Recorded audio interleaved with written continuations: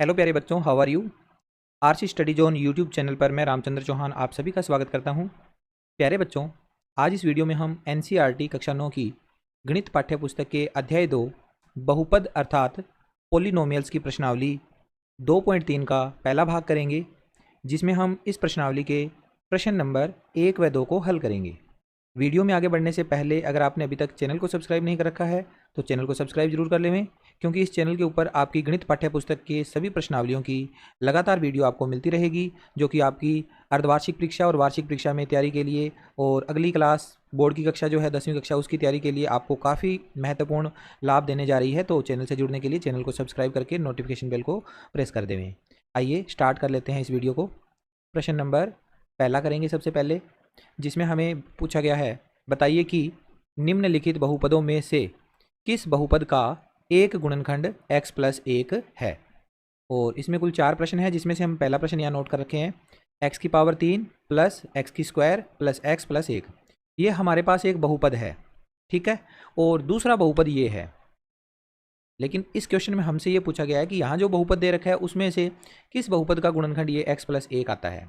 तो दो चीज़ें ध्यान रखनी है यहाँ पर। एक शेषफल प्रमेय है, जो कि बीजगणितीय जो बहुपद होते हैं उनके लिए भी लागू होती है, कि अगर हम किसी बहुपद में किसी दूसरे बहुपद का भाग दे दें और शेषफल 0 आ जाए, गुणनखंड का मतलब यही होता है ना कि भाग देने पर पूरा पूरा भाग चला जाए, तो x प्लस 1 का अगर हम इस पूरे बहुपद में भाग देंगे तो शेषफल लास्ट में 0 बचना चाहिए, तब वो उसका गुणनखंड होगा, अदरवाइज गुणनखंड नहीं होगा। लेकिन हम यहाँ पर x प्लस 1 का अगर भाग देंगे तो टाइम ज़्यादा लगेगा, और उसके अलावा एक इसकी एक अलग ट्रिक है, अलग विकल्प है, उसका हम उपयोग करेंगे। हमारे पास जो अंक गणित होता है उसमें तो भाग देकर ही देखना पड़ता है, लेकिन बीज गणित के अंदर क्या होता है, जो दूसरा बहुपद है, छोटे वाला बहुपद है, अगर हम उसका शून्यक निकाल लें तो वो जो शून्यक होगा वो इस बहुपद का भी शून्यक होगा। यानी इस बहुपद का जो शून्यक होगा, यहाँ से जिसने हमने पिछले चैप्टर में शून्यक निकाले थे, 2.2 का जो चौथा प्रश्न था शून्यक ज्ञात करने वाला, वहाँ पर हमने शून्यक निकाले थे। तो अगर मैं इसका शून्यक निकाल लूँ और वो शून्यक इसमें पुट कर दूँ, यानी x की जो वैल्यू आएगी वो, तो वह इसका भी शून्यक होगा अगर ये गुणनखंड है तो। और शून्यक होने का मतलब क्या है कि मान रखने पर इसका मान 0 आ जाएगा। तो हम क्या करेंगे, हर एक सवाल में इस वाले बहुपद को तो मानेंगे px और इस बहुपद को मानेंगे gx, ठीक है। फिर हम gx को 0 के बराबर रखेंगे ताकि उसका शून्यक आ जाए, उस शून्यक को हम इसमें रखेंगे और इसका उत्तर भी 0 आना चाहिए। तो आइए हम इसको हल करते हैं। सबसे पहले हमने लिखा px, जो कि हमें दिया हुआ है x की पावर 3 प्लस एक्स की पावर 2 प्लस x प्लस 1, और gx कितना दिया हुआ है, gx हमें दिया हुआ है x प्लस 1। अब यहाँ से gx का शून्यक निकालना है तो लिखेंगे gx बराबर 0 रखने पर, gx का मान 0 रख देंगे तो कितना आ जाएगा, x प्लस 1 बराबर 0। यानी यहाँ से x का मान आ जाएगा 0 माइनस 1, यानी x का मान आ गया माइनस का 1, ठीक है। इस तरह से हमने x की वैल्यू यहाँ पर फाइंड कर ली है।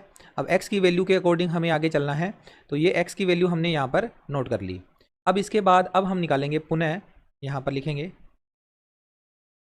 पुनः हमारा जो px है वो कितना था, px बराबर था x की power 3 plus x square plus x plus 1 में x बराबर क्या रखना है, -1 रखना है, क्योंकि हमारा gx से शून्यक जो आया है वो -1 आया है x का मान। तो -1 रखने पर क्या हो जाएगा, यहाँ p -1, यहाँ आएगा -1 की पावर 3 प्लस x की पावर 2 है तो -1 की पावर 2, फिर आगे x की जगह पर -1 और लास्ट में +1 का +1। तो ये आएगा p -1 बराबर -1 की पावर 3, यानी -1 का गुणा कर दो 3 बार, -1 गुणा -1 गुणा -1, 3 बार गुणा करेंगे तो 2 माइनस तो कट जाएंगे, तीसरा माइनस नहीं कटेगा, ये लगा रहेगा, और 1 1 और 1 तीनों का गुणा करेंगे तो 1 ही आएगा। यानी यहाँ पर हमारा आंसर आ गया -1।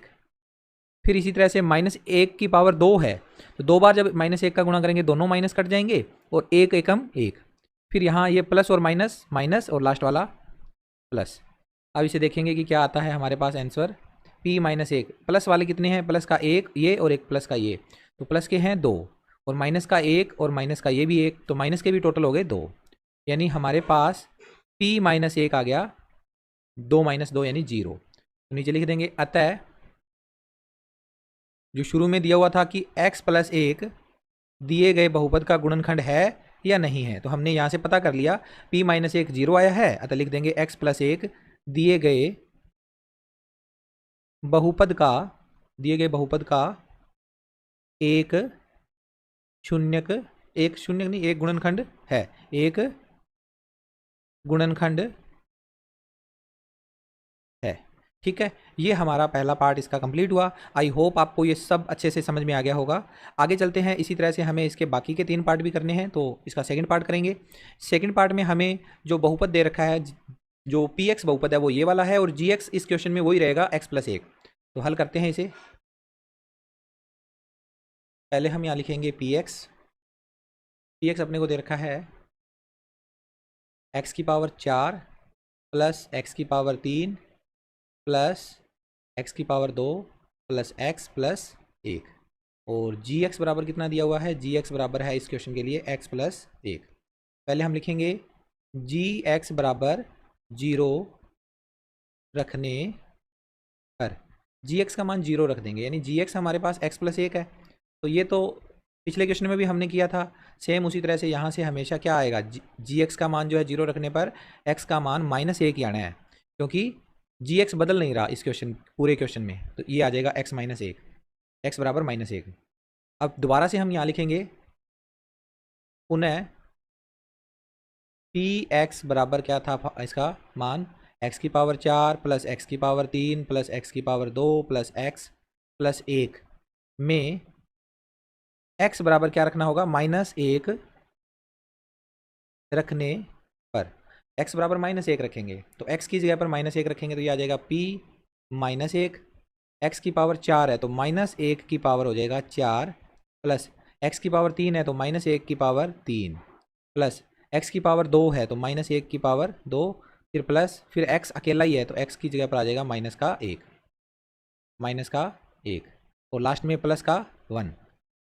अब इसे सॉल्व करना है आगे हमें, तो सॉल्व करते टाइम देखो -1 की पावर 4 है, तो 4 बार लिखना पड़ेगा -1, तो चारों निशान जो माइनस के होंगे वो आपस में कट जाएंगे, 2 माइनस आपस में कट जाएंगे, दूसरे 2 माइनस भी आपस में कट जाएंगे, तो चारों बार माइनस आया था वो चारों कट गए, अब 1 बच गया केवल, 1 गुणा 1 गुणा 1 गुणा 1, 4 बार 1 बचा, तो चारों बार 1 का गुणा करोगे तो 1 ही आएगा। फिर यहाँ देखो -1 3 बार है, तो 3 बार माइनस निशान आ गए, तो माइनस के निशान में से 2 तो कट जाएंगे, 1 बच जाएगा, वो वाला 1 इस प्लस के कारण यहाँ पर प्लस माइनस माइनस होता है, माइनस का रहेगा। अब इसके बाद क्या करना है, 1 का 3 बार गुणा करेंगे तो 1 ही आएगा। यहाँ पर आगे -1 की पावर 2 है, तो माइनस के निशान 2 बार, दोनों कट गए, प्लस का उत्तर बच गया, 1 और 1 का गुणा 1, तो प्लस का 1, और यहाँ पर देखो माइनस और प्लस माइनस, और लास्ट में प्लस का 1, तो ये बन जाएगा p-1 बराबर, अब प्लस की वैल्यू ये प्लस है, ये भी प्लस है, ये भी प्लस है, 3 वैल्यू प्लस की है, तो प्लस का 1 और प्लस का 1, प्लस के 2, और ये एक प्लस के 3, माइनस के कितने हैं, माइनस का 1, माइनस का ये भी 1, तो माइनस के टोटल हो गए 2। तो यहाँ आ गया हमारे पास p-1 बराबर 3 में से 2 कम कर दिए 1। क्या ये 0 आया है, नहीं आया, तो नीचे लिख दो p-1 नॉट इक्वल टू 0, नीचे लिखो 0 नहीं आया, इसलिए हम लिखेंगे अतः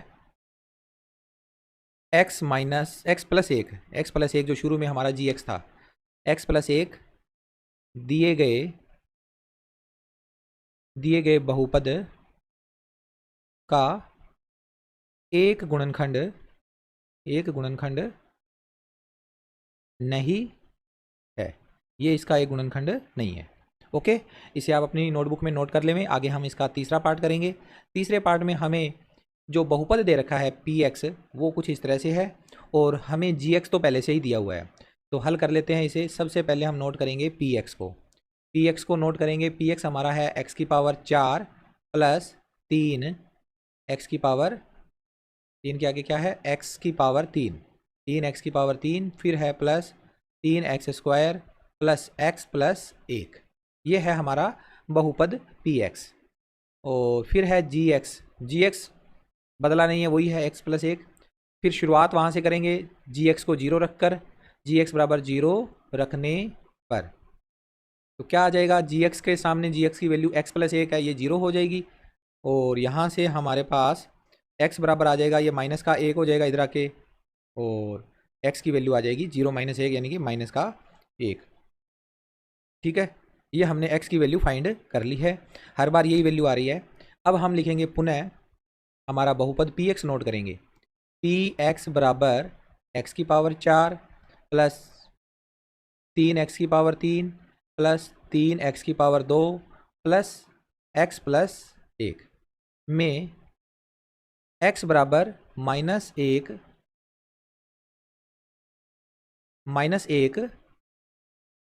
रखने पर -1 रख देंगे तो ये आ जाएगा हमारे पास x बराबर -1 रखने पर p -1 बराबर -1 की पावर 4 यानी x की पावर 4 के बदले में -1 की पावर 4 प्लस 3 x की पावर 3 है तो -1 की पावर 3 प्लस में आगे फिर 3 x की पावर 2 है तो x की जगह पर लिखेंगे -1 की पावर 2।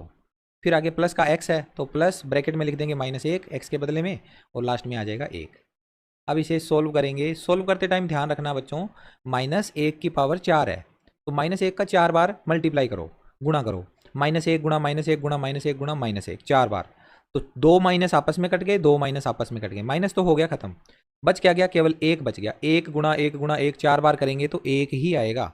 ठीक है, फिर आगे एक बार यहाँ प्लस माइनस मत लगाना, निशान अभी हम पता करेंगे। -1 की पावर 3 है तो -1 को 3 बार लिखना पड़ेगा, -1 गुणा -1 गुणा -1, तो 2 माइनस तो कट जाएंगे, 1 बच जाएगा माइनस, और माइनस का निशान इस प्लस के निशान से गुणा होकर माइनस बन जाएगा, यानी माइनस में आंसर आना है। तो 3 बार 1 का गुणा किया 1 आएगा, और 1 का फिर इस 3 से और गुणा कर दो तो 3 बन जाएगा। ओके, फिर आगे प्लस या माइनस देखते हैं क्या आता है। -1 का पावर 2 करेंगे तो माइनस कट जाएगा, 2 बार माइनस आया कट गया तो ये प्लस का निशान आएगा। फिर 3 और इधर 1 का पावर 1 करेंगे, 2 करेंगे तो 1 इंटू 1 1, 1 और 3 का गुणा 3, यहाँ प्लस माइनस माइनस और प्लस का 1, ये आ गया इसका। यहाँ पर हमने इसको ब्रैकेट को खोल के हल कर लिया। इसके बाद यहाँ पर देखो क्या आ जाएगा, p-1, प्लस वाली वैल्यू देखते हैं कितनी है, प्लस का 1 है, प्लस का 3 है, प्लस के 4, और ये भी प्लस का है तो प्लस के टोटल हो गए 5, प्लस के कितने हो गए 5 हो गए, तो यहाँ आ जाएगा 5, और माइनस के कितने हैं, माइनस का 3 है, माइनस का 1 है, तो माइनस के कितने हुए, माइनस के 4। ये लीजिए p-1 कितना आ गया, 5 - 4 यानी कि 1, यानी p-1 जीरो के इक्वल नहीं आया, नॉट इक्वल टू 0। ठीक है, जीरो के इक्वल नहीं आया, अतः हम यहाँ पर लिख देंगे, अतः x प्लस 1 दिए गए बहुपद का एक गुणनखंड नहीं है, नहीं है। ओके, ये इसका आंसर हो गया। इस प्रश्न को आप अपनी नोटबुक में नोट कर लें। अब इसके बाद इसका चौथा और अंतिम पार्ट करते हैं अपने पहले क्वेश्चन का। बहुपद दिखने में थोड़ा सा बड़ा सा लग रहा है, लेकिन अपने इसको चेक कर लेते हैं क्या है इसमें। x की power 3 minus x² minus bracket के अंदर 2 प्लस √2 और इसके गुणा में x और प्लस में √2, ये है हमारे पास दिया गया बहुपद px। तो पहले हम इसमें px को नोट करते होते हैं, तो पहले px को नोट कर लो हल करते टाइम। px बराबर x की पावर 3 माइनस x² माइनस फिर ब्रैकेट स्टार्ट करने के बाद में यहाँ लिखो 2 प्लस √2 ब्रैकेट क्लोज इनटू में x और प्लस में √2। यहाँ पर gx हमारे पास सेम है जो बाकी के 3 क्वेश्चन में था, x प्लस 1।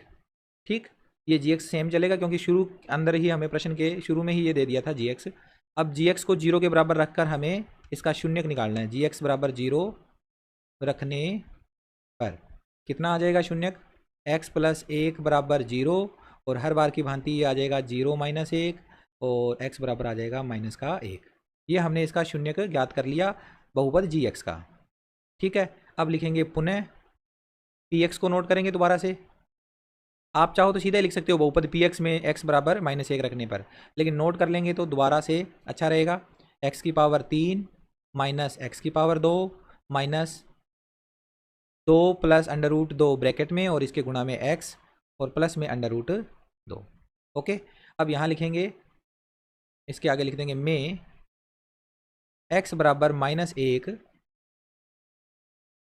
रखने पर, x के बदले में -1 रखेंगे तो ये बन जाएगा p-1 बराबर माइनस 1 की पावर 3, फिर माइनस, फिर एक्स की स्क्वायर है तो माइनस 1 की स्क्वायर हो जाएगी, फिर माइनस 2 प्लस √2 और इसके गुणा में एक्स के बदले में आ जाएगा -1 और प्लस में √2।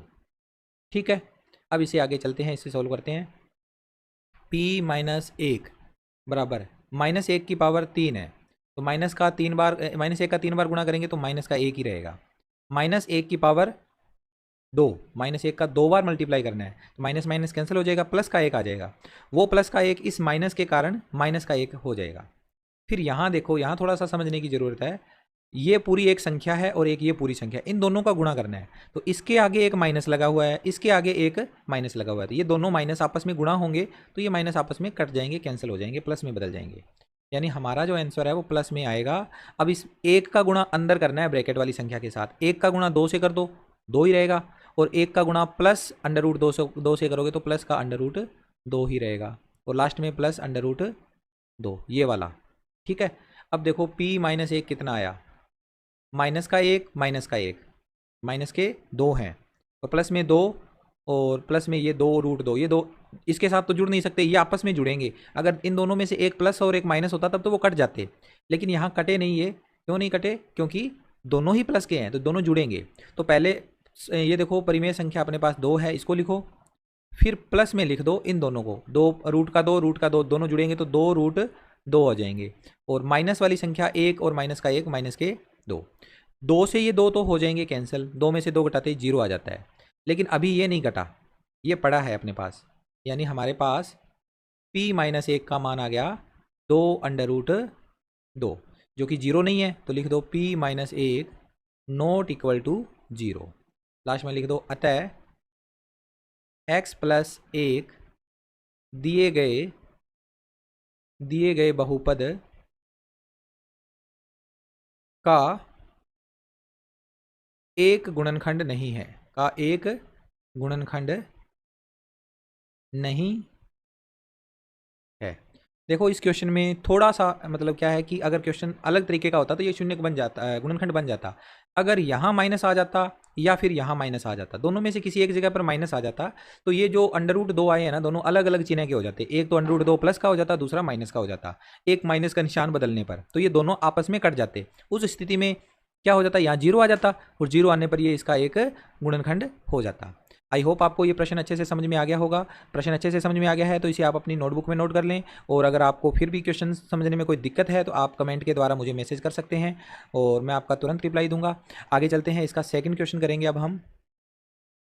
प्रश्न नंबर 2, गुणनखंड प्रमेय लागू करके बताइए कि निम्नलिखित स्थितियों में से प्रत्येक स्थिति में gx px का एक गुणनखंड है या नहीं। तो यहाँ पर जो प्रश्न दिया हुआ है बच्चों, हमें पहले प्रश्न की तरह ही हल करना है, जैसे हमने px और gx को उसमें किया था वैसे ही है, लेकिन यहाँ पर प्रत्येक प्रश्न के लिए gx का जो मान है बहुपद जिसका हमें गुणनखंड बताना है तो वह अलग अलग होगा। सभी में 3 सवाल हैं, तीनों में ये gx का मान अलग अलग होगा। तो पहले क्वेश्चन की तरह ही इसे हल करते हैं। सबसे पहले हम नोट करेंगे हमारा px कितना है, जो कि दिया हुआ है 2x की पावर 3 प्लस x की पावर 2 माइनस 2x माइनस 1, और gx कितना है, gx भी लिख लो, gx दिया हुआ है x + 1।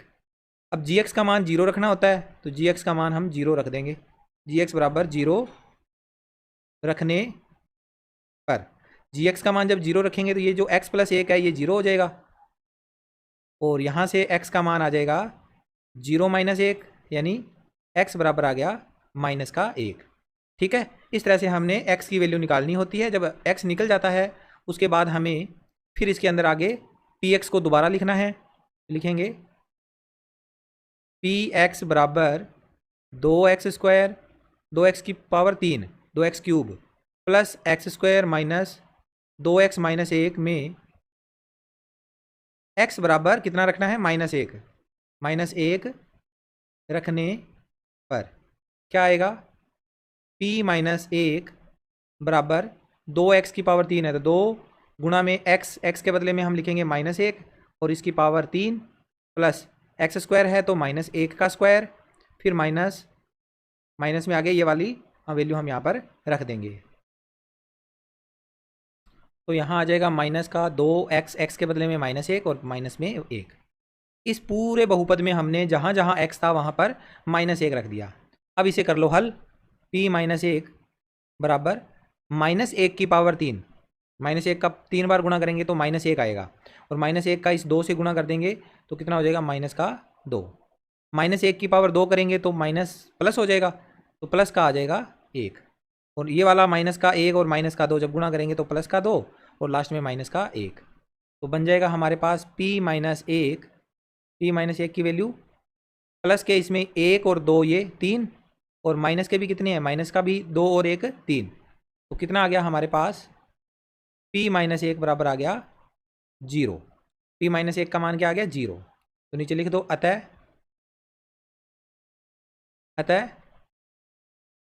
gx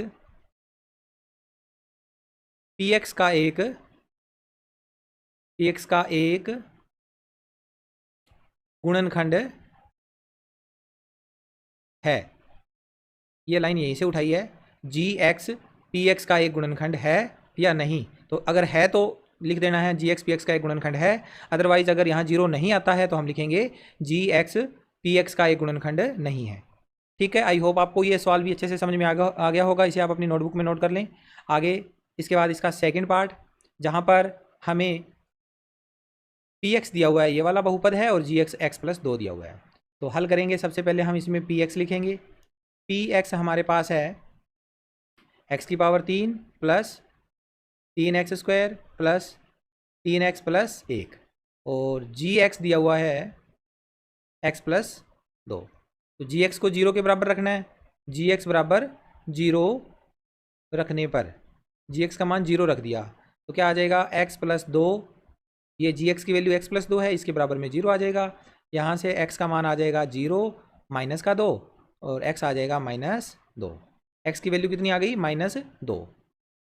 ठीक है, ये वैल्यू अब हमें px वाले बहुपद में रखनी है। तो लिखेंगे px बराबर x की power 3 plus 3x² plus 3x plus 1 में x बराबर -2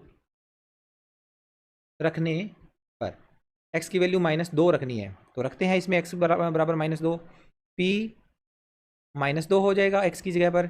यहाँ भी -2 की पावर 3 प्लस 3 गुणा x की पावर 2 है तो x की जगह पर -2 रखा, उसकी पावर 2 प्लस 3 गुणा x की जगह पर -2 और लास्ट में प्लस का 1। अब ये आएगा p -2 बराबर -2 की पावर 3, -2 का 3 बार गुणा कर दो। तो यहाँ थोड़ा सा रफ कार्य कर लेते हैं, -2 गुणा -2 गुणा -2, तो 2 माइनस तो आपस में कट गए, एक माइनस आ जाएगा, और 2 दूनी 4, 4 दूनी 8, माइनस का कितना आ गया 8, यहाँ पर कितना आया माइनस का 8।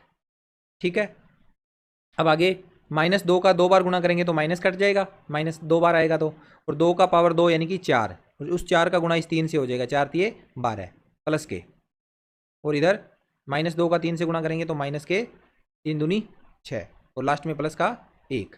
ओके, इसके बाद हम आगे हल करेंगे इसे p -2, प्लस का मान यहाँ पर 12 और 1 13, 12 और 1 13, माइनस के 8 और माइनस के 6 माइनस के 14, तो p -2 कितना आ जाएगा, 13 - 14 यानी कि माइनस का 1। इसका मतलब क्या हुआ, p -2 नॉट इक्वल टू 0 आया, 0 के बराबर नहीं आया। लास्ट में लिख दो अतः gx px का एक गुणनखंड नहीं है। ये हमारा सवाल यहाँ पर कंप्लीट होता है। सेकंड पार्ट भी इसका। अब इसका थर्ड पार्ट देख लेते हैं। तीसरा पार्ट जो है वो आप आसानी से समझ पाओगे, क्वेश्चन थोड़ा सा लेंथी हो जाएगा, लेकिन यहाँ पर बहुपद के अंदर वैल्यू रखने से आप इस तरह के सवालों में और अभ्यस्त हो जाओगे। सबसे पहले हमें px नोट करना होता है, जल्दी जल्दी नोट करते हैं। x की power 3 minus 4x² plus x plus 6, और gx भी हमें दिया हुआ है x -3, तो उसे भी लिख लो। उसके बाद gx का मान 0 के बराबर रखना होता है, तो gx बराबर 0 रखने पर, gx का मान 0 रखेंगे तो क्या आएगा, gx का मान 0 रखने पर हमारे पास आ जाएगा यहाँ पर x -3 जो कि gx का मान है, इसकी वैल्यू 0, तो x बराबर आ जाएगा 0, ये माइनस का 3 इधर आके प्लस का 3, यानी x बराबर आ गया 0 + 3 यानी 3 आ गया x का मान। ठीक है, अब हम दोबारा से रखेंगे इसमें px बहुपद को लिखेंगे दोबारा से, जो कि है x की power 3 minus 4x² plus x plus 6 में x बराबर क्या रखना है 3, x बराबर 3 रखने पर x की वैल्यू 3 रखनी है, तो x की जगह पर 3 रख देंगे, ये बन जाएगा p3 बराबर 3 की पावर 3 माइनस 4 गुणा x² है तो x की जगह पर 3, 3 का स्क्वायर प्लस x की जगह 3 और लास्ट में प्लस का 6। हल करेंगे इसे, p3 3 की पावर 3 तो 3 का 3 बार मल्टीप्लाई, 3 गुणा 3 गुणा 3 कितना होता है 3 3 9 9 3 27, 27 आ गया, तो यहाँ लिख दो 27। फिर ये वाला माइनस, अब आगे देखो 3 की पावर 2, 3 3 9, 3 का 2 से गुणा मत कर देना बच्चों, 3 की पावर 2 का मतलब 3 का 2 बार गुणा, 3 गुणा 3, तो 3 गुणा 3 9 होता है, 9 का 4 से गुणा किया 9 चौके 36, फिर प्लस का 3 और प्लस का 6। ओके, अब इसे आगे हल कर लो, आगे हल करेंगे तो हमारे पास प्लस के वैल्यू कितनी है, प्लस के 27 और 3 30, 30 और 6 36, प्लस के कितने हैं 36 और माइनस की एक वैल्यू है वो भी 36 है, तो p3 कितना आ गया 36 माइनस 36 यानी कि 0 आ गया। तो 0 आने पर क्या होता है, उसका गुणनखंड होता है, तो लिख देंगे अतः gx px का एक गुणनखंड है, gx जो है वो एक px का गुणनखंड है। ओके, तो इस तरह से हमारा ये प्रश्न यहाँ पर कंप्लीट होता है। इसके साथ ही आज का यह वीडियो यहीं पर कंप्लीट करते हैं। नेक्स्ट वीडियो में आपसे मिलेंगे इसके अगले क्वेश्चंस के साथ, तब तक देखते रहिए मेरा YouTube channel. Thank you, bye bye, take care.